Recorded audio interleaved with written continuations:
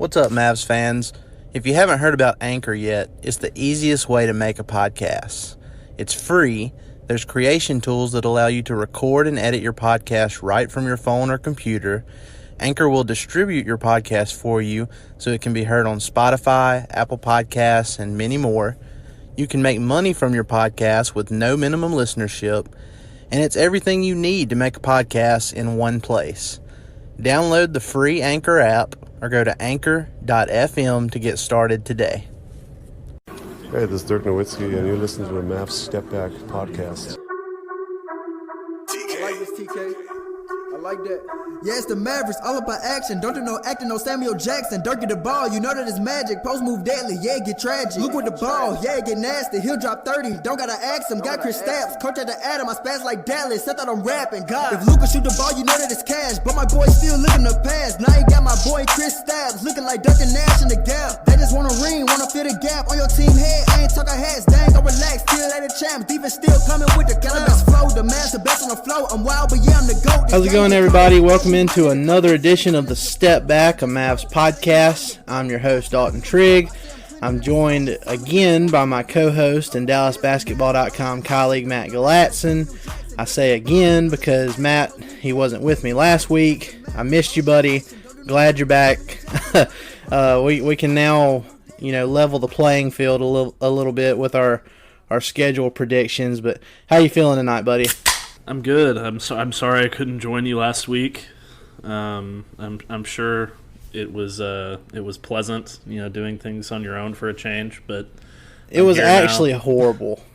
Well, I was just trying to be nice.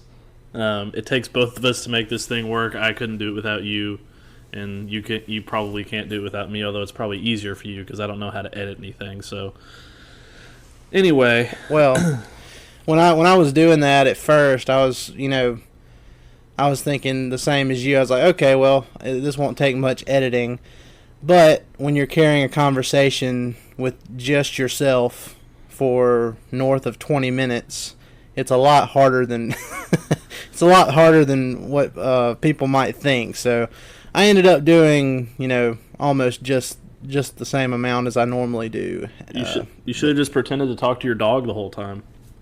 I mean, I should have probably brought my dog on here, to be honest. But, I mean, like I said, I'm going to try to avoid doing that unless I just absolutely have to. But you're right. It's good to have you back. It's much easier when you're carrying on a conversation with somebody else. And we'll just jump right into it. I mean, you checked out last week's pod, and you know by now that after I went month by month, I ended up predicting the Mavs to win 45 games, and so they're 45-37. I predicted that number to be good enough to get them into the 7th or 8th spot in the playoffs in the West. And then the very next day, it was pretty cool because Kevin Pelton, he put out his piece on ESPN with like the BPM formulas and all that. And it had the Mavs winning an average of 44 games, and they were in that 7th spot in the West. So that was pretty cool timing. But I'm curious to get your thoughts on it now. What did you think about my predictions, and where are you at right now with your Mavs predictions? Well, I thought they were not as outlandish as I thought they were going to be. I know how confident you can be. That's why you have the Irrational Confidence Guy T-shirt. I'm not predicting 82-0. I'm not that bad. I thought you might creep in to close to 50, maybe even in the 50s, based on just your level of excitement about life in general. So, but 45 is not a bad number. Mine's not too far off. I think the additions of Luka and KP and Seth and DeLon Wright and all the other little moves they've made here and there, Justin Jackson putting on weight, KP and Luka putting on weight, everybody getting in shape. It seems like things are gonna take a little bit of a turn around a corner, not in a big way, but I think all of that is worth at least 10 wins off of a 33-win team last year. So Yeah, I mean, I have it about 43 and 39, 42 and 40, somewhere in that area. I guess I should say my over under is 42 and a half. That could change. I mean, that's dependent on health and everything going the way I think it's going to go. There's a couple of things here and there where there's some toss up games, and like the ones with New Orleans, for example, I think those could go either way. And San Antonio is another one. I think they're about as good as San Antonio. They'll be challenging San Antonio for the 7-8 spot.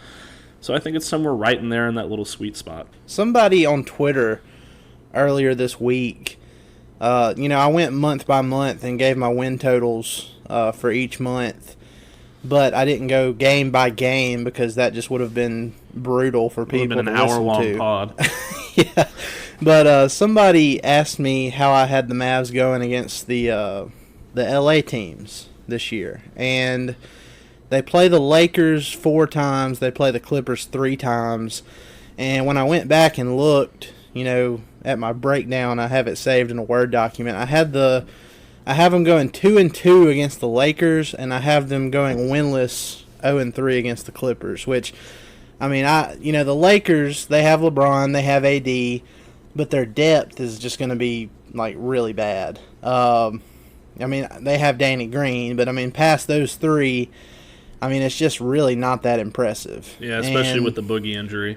Yeah, that was devastating, and I hate it for that guy. I mean, he was playing so well before he had this 18-month string of just terrible luck with injuries. But so the Lakers, they're really thin. They have 2 really good megastars, but I think the Mavs having Luka and KP and their depth, I think they can probably pull even in their season series with the Lakers. But the Clippers, that's a completely different beast to me. I mean, they've got the star power and they've got the depth. I mean, that's gonna. I don't know if anybody's gonna beat the Clippers this season. No, I mean they're the best team in the NBA. I don't really think it's close, really at all. I mean, they've got 10 guys. It's a 10 deep team with 2 superstars and. Lou Williams, 6th man of the year. Montrezl Harrell is a beast. They just top to bottom, they're really impressive. So I also would see the Mavericks going 0-3 against them. Probably closer to 1-3 against the Lakers, and that's only because I see them splitting in the American Airlines Center and going 0-2 in LA because. Those West Coast road trips are difficult. I think they're going to get one in LA because they were so close last year. Especially that first one where Wesley Matthews kind of blew it. We don't speak of that. I know, but that was the game where Luka blocked LeBron twice, and every time he goes up against LeBron, you kind of sense that he starts out the games a little nervous, and then he comes on strong at the end. I think they're going to get one this time around. Well, I hope you're right. Yeah, and as far as the Clippers go, like you said, I mean, they can go 10 deep, and it's just going to be it's going to be a nightmare trying to match up against them because. It's the same team that made the playoffs and made the Warriors sweat in 6 games this past season. And they basically replaced Shea Gilgeous-Alexander and Danilo Gallinari with Paul George and Kawhi Leonard. So, yeah. I mean, that's just absolutely crazy. They're going to be the best defensive team in the NBA, bar none. Yeah. And kudos to them, and kudos to Kawhi Leonard too, because I mean, if he was going to leave Toronto like he did, I'm glad he chose to go to a team like the Clippers and not join the Lakers and form another Warriors-like super team. So yeah, he completely reset the NBA. Yeah, it made everything so much more interesting, and I mean, if the Clippers end up winning. The title, I mean, I'm perfectly fine with that because of, I mean, they're going to be a favorite, but then they also have like this underdog feel to them because of how bad the franchise has been, historically. So it's really a weird dynamic there. But I'm glad he chose to go to the other LA team, and now we have all these dynamic duos, and there's so much parity, and it's going to be really, really fun. So yeah, and I'm excited for it. Also, another thing that I kind of just thought about is Kawhi Leonard's been on kind of a load management protocol of late, so it very well could be that the Mavericks run across the Clippers during one of those nights, and they can steal one. But even if that happens, the Clippers are still going to be good enough to beat almost any team with just Paul George and that group of guys. Well, and it's not even Kawhi, but I mean Paul George, he's had his injury history as well. So, I mean, you could have some load management with him too during the regular season, and that might be part of the reason why those 538 projections had the Clippers as low as they did. Maybe they're factoring in some of that, like how many regular season games those guys play. But once you get to the playoffs, if they're healthy, I mean, it doesn't matter what seed they are. It's just going to be. I think it's probably going to be the Clippers and either the Bucks or the Sixers in the finals next year. Yeah, so. I very, very, very much want to see Clippers and Bucks. That's what I'm going to put money on.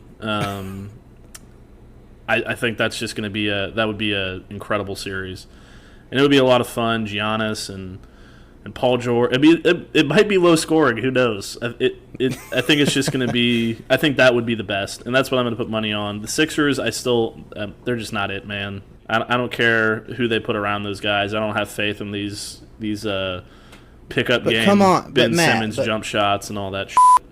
I was about to say, but Matt, Ben Simmons is hitting 3-pointers in pickup games. You mean you don't have any faith in the Sixers? No. Even with Al Horford and Joel Embiid with that Twin Tower deal that they've got going on, it's just they're not it, man. They don't have enough shooting. Definitely.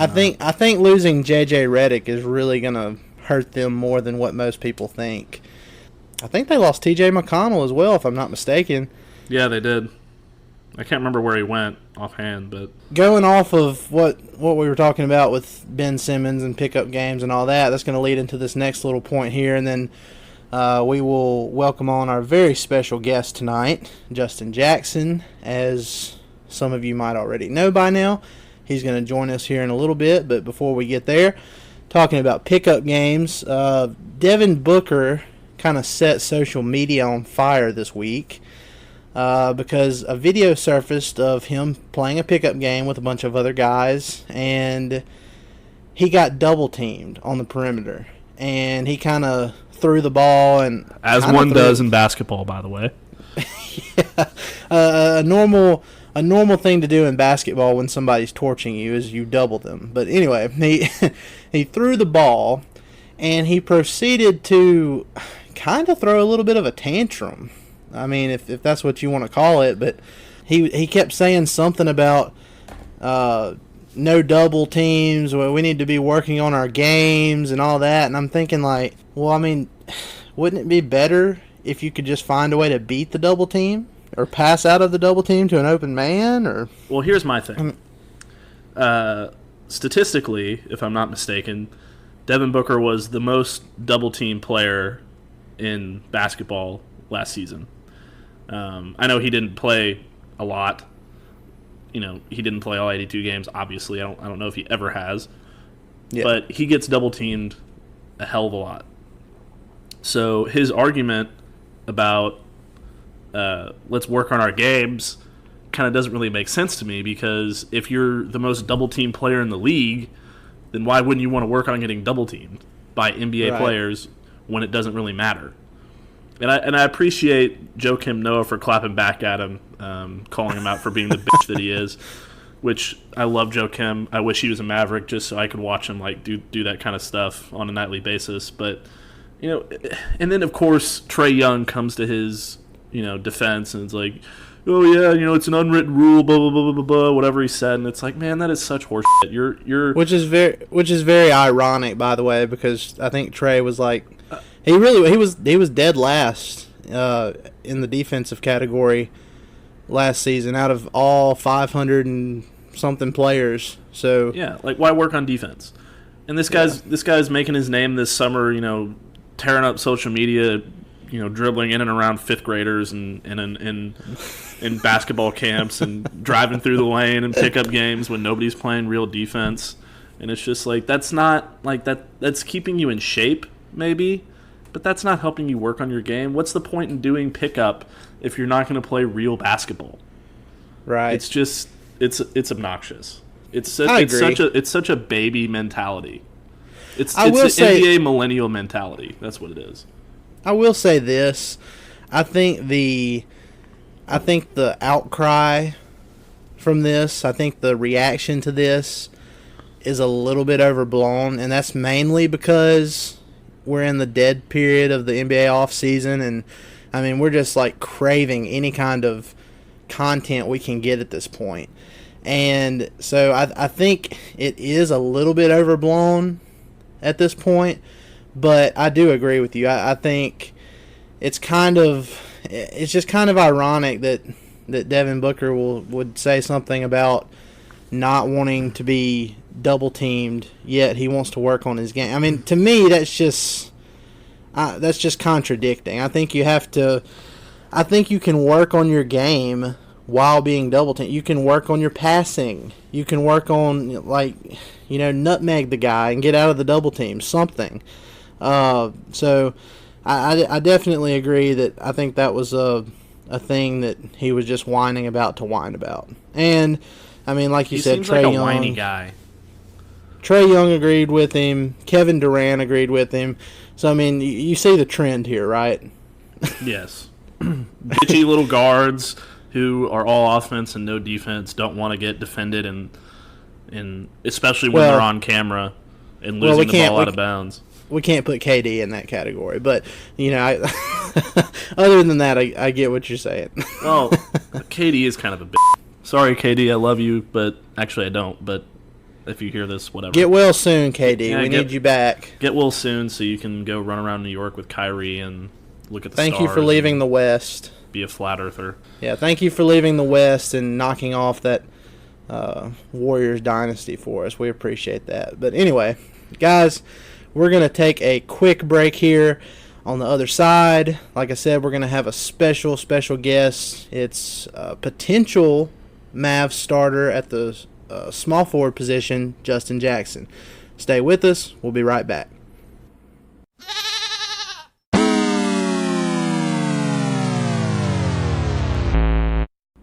All right, everybody, we're back, and we have a very special guest for you guys. He is a forward for the Dallas Mavericks. We're just, getting used to him because he came over in a trade deadline deal from the Sacramento Kings. It's Justin Jackson. Justin, how's it going, man? It's going good, man. How are y'all doing? We are doing good. We're glad we got to have you on tonight. We got a good show set up. We got a lot of interesting things we want to ask you, and like I said, we can't thank you enough for taking the time with us. Of course, anytime. But just to start off, I mean, what have you been up to this summer? I mean, obviously you've been working in the gym, but I mean, what have you been up to aside from just working out and adding muscle and all that kind of stuff? Yeah, I mean, me and my wife have been able to take a couple of vacations. We took one vacation with her side of the family, and then took a vacation with my side of the family, actually here recently. And then other than that, just really trying to hang out, relax, in between work and obviously, resting up and making sure your body is right for the season is really important. So just relaxing and having fun, and just kind of enjoying this time off. Yeah, I mean, an 82-game year, and then you have to factor in preseason before that and training camp and all that. It adds up, so it's nice to I bet it's nice to get away and relax a little bit while you can. So, Matt? Yeah. So, Justin, I'm one of the people that's been following you since you were at North Carolina, and You've always brought number 44 along with you everywhere you've gone. What is the significance behind the number 44 for you, and why that's your go-to number? Yeah, so 44 was actually it was brought on by, I love George Gervin. Nice. And a lot of young people don't know who that is, but George Gervin. I grew up, and don't kill me, fans, but I grew up as a Spurs fan, and so obviously him being one of the great Spurs players, he was a guy that I liked. His body type was a lot like mine first, and so that was kind of what attracted me to him. But then, the way he played he was obviously one of the greatest to ever play. So just being able to watch him and the little highlights and stuff that they have of him, that's kind of why 44 came. That's pretty cool. I wouldn't have guessed George Gervin, but that's really cool to know. Just branching off from that, like I said, you've obviously been putting in a lot of work this summer, and Eddie Sefko with the Mavs, he reported that you had gained about 20 pounds of muscle this summer. So tell us a little bit about that, why you decided to make that change this summer, and how hard has it been chasing that goal?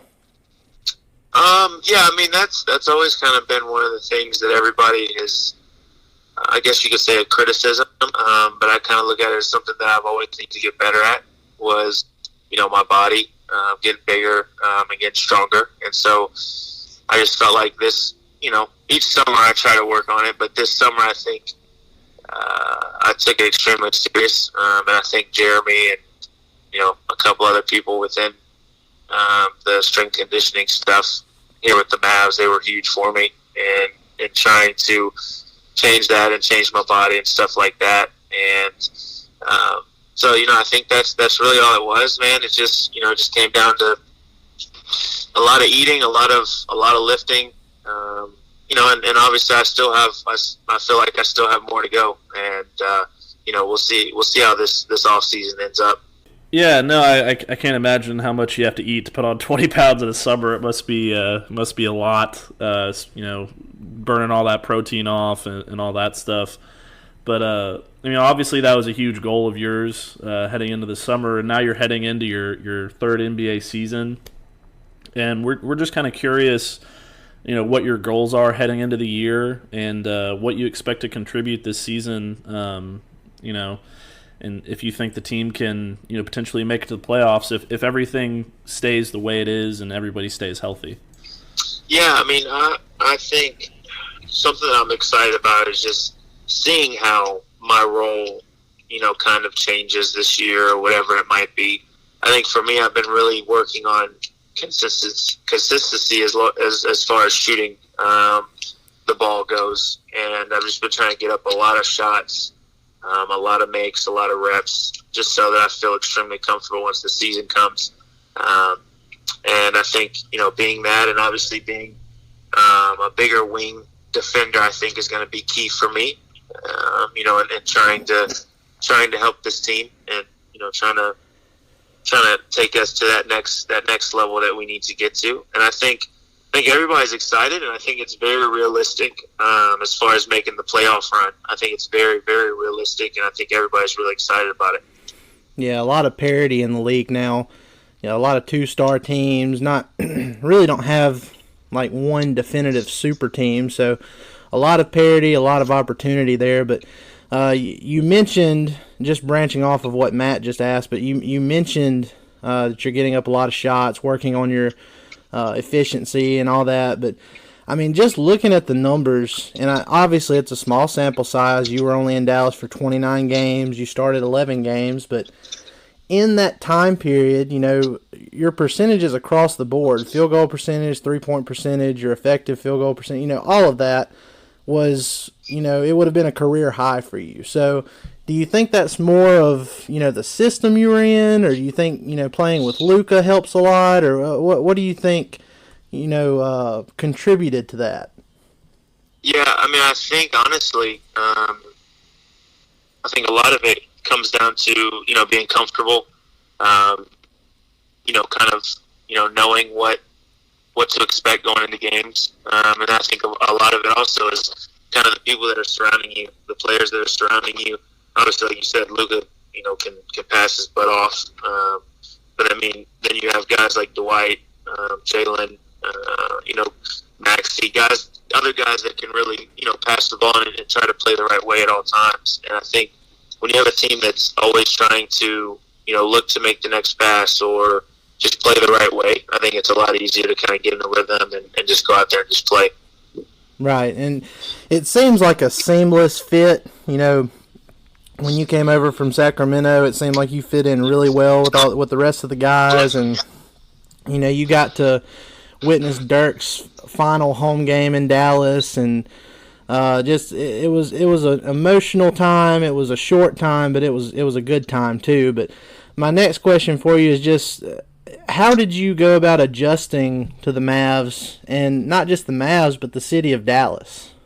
So I actually grew up in Houston, and so Texas is a little more home for me. My wife is from Tennessee. Right. So, it's different kinds of South, but it's still kind of more of the South. California is just different. And so, we had to adjust to being in California. And then when we came back to Dallas, it just kind of felt, a little more at home. And obviously we made some great friends, some people we consider some family out there in Sacramento, but being here in Dallas, it just felt more at home as far as the city and, the environment and stuff like that. So, me and my wife, we were able to get, pretty acclimated pretty quickly. And as far as, basketball goes, it was pretty easy to get, transitioned. Obviously it's tough to move onto a new team, but the coaching staff was awesome. The players were awesome. And, once we really get together, and, obviously we had a ton of trades last year. So it's going to be exciting to see how everybody who came over last year can really gel from the start, and really get this thing going. Right.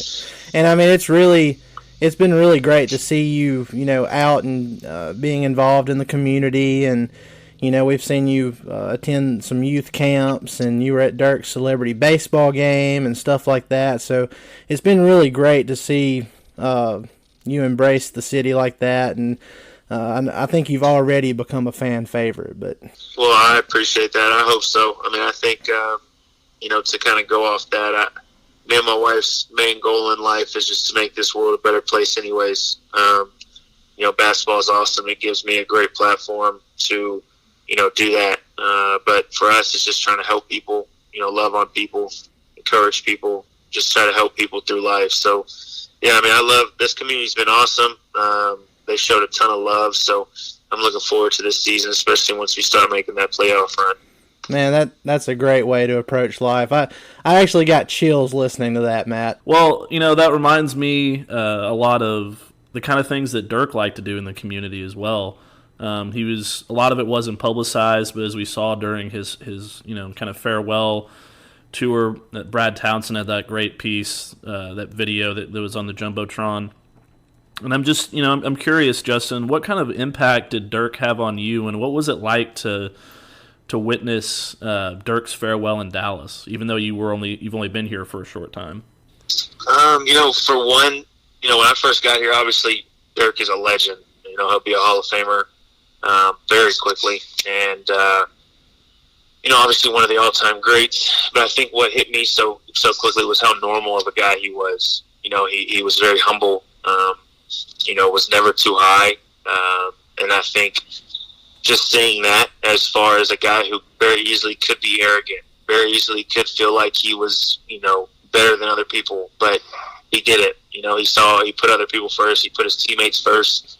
And I think that was, honestly, watching all of the farewells that he had, I think that was the biggest thing, was you saw the community and how much they loved Dirk for the type of person he was. Obviously outside of basketball, they loved how great he was in the community, how great of a person he was just as a person, not necessarily as a basketball player. And so I think that was a huge testament to him.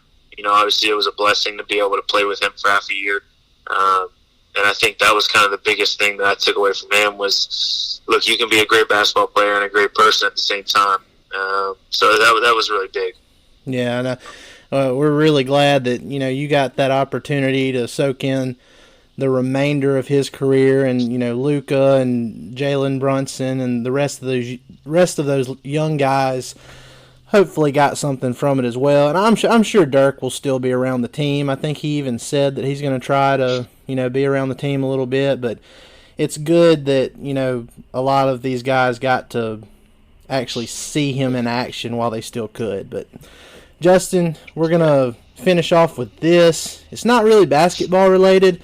We just wanted to ask you about, some of your favorite hobbies. We spoke during the season, and, you said one of your big hobbies is video games, obviously. What do you like to play?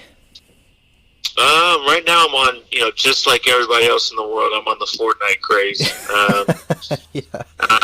That's what I really love. That's what a lot of my friends like, so that's what we play. But obviously there's a new Call of Duty coming out. I've always been a Call of Duty fan, so that's what I'll be back on. I've never really been huge into the sport games, 2K, Madden, things like that. I've never really been big into those. But the shooter games, those have always been really fun to me. Well, we know Luka is a big Fortnite fan as well. Have you been able to connect with him on there yet? Can you tell us, who's the better Fortnite player yet, or no?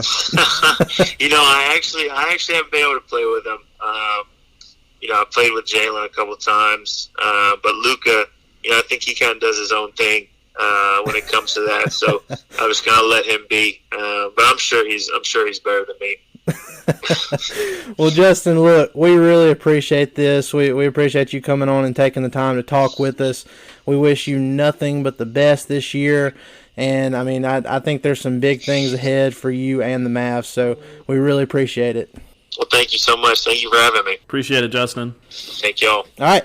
Have a good one, Justin. All right, y'all too. All right, guys, that's going to do it for this episode of the Step Back, a Mavs podcast. We appreciate y'all coming in every week and listening to us. Hope you guys enjoyed Justin Jackson's commentary there. I think it's going to be a really special season, and we can't wait to see how he does in training camp. And like I said, he could potentially be the Mavs starter at the small forward position. So it was good to get him on here and get his thoughts on some Mavs topics. So, guys, we appreciate it. Be sure to like, rate, and subscribe to the podcast. Don't forget about our ticket giveaway. If you want to be entered into that giveaway, go to Apple Podcasts and give us a rating, a review, and put your Twitter or Instagram name in that review so you can be entered to win the tickets to the home opening game against the Wizards. We appreciate it, guys. Have a great weekend. The master best on the flow. I'm wild, but yeah, I'm the GOAT. This game get cold. Yeah, you might need a coach. Your friends turn into your foe. But I'ma just roll. Gotta keep rolling your boat. Yeah, I swear I give them hope. I say I'm cleaner than the soap. This time of year proves who will really sink afloat. For yeah, it's the Mavericks. All about action. Don't do no acting. No Samuel Jackson. Dirk at the ball. You know that it's magic. Post move deadly. Yeah, get tragic. Yeah, it's the Mavericks. All about action. Don't do no acting. No Samuel Jackson. Dirk at the ball. You know that it's magic. Post move deadly. Yeah, get tragic. In this game, it's a lot of grit, you know what I'm saying? Proves who has integrity. Late nights, early mornings, but we all want the trophy at the end of the day. And that's the beauty of this game, because at the end of the day, only the real gonna float, man, for real. You either sink or you float. Only the real gonna float.